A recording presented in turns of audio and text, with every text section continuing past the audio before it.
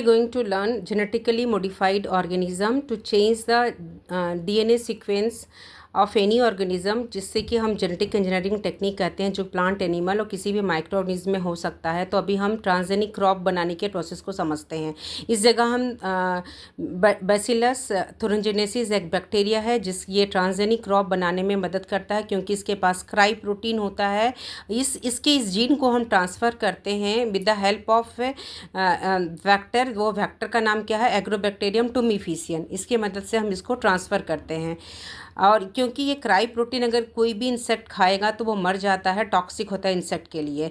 और इसके बाद इसके लिए हम इनडायरेक्ट मेथड में एग्रोबैक्टीरियम टुमिफिशियन को एज ए फैक्टर यूज़ करते हैं। ये जो होता है प्लांट पैथोजेनिक बैक्टीरिया है, कई प्लांट में बीमारी इंड्यूस करता है, जैसे टोमेटो में, सोयाबीन में, सनफ्लावर में, क्रॉप में। इसके पास टीआई प्लाज्मिड है, ट्यूमर इंड्यूसिंग प्लाज्मिड है, जो कि ट्यूमर या क्रॉनगॉल डिजीज़ कहते हैं, वो प्लांट में इंड्यूस करता है। और इसके पास जो डीएनए है उसका नाम है टीडीएनए।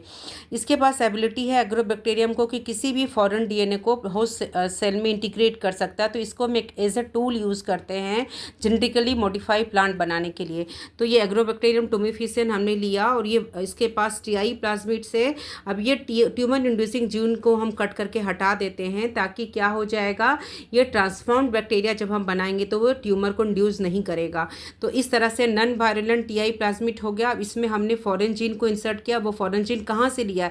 ये बैसिलस थुरिंजिनेसिस बैक्टीरिया से लिया, जिसके पास क्राई प्रोटीन है। क्राई प्रोटीन टॉक्सिक होता है इंसेक्ट से, जिससे कि क्या होता है, कोई भी पैथोजन को इंसेक्ट मर जाता है इसको खाते ही।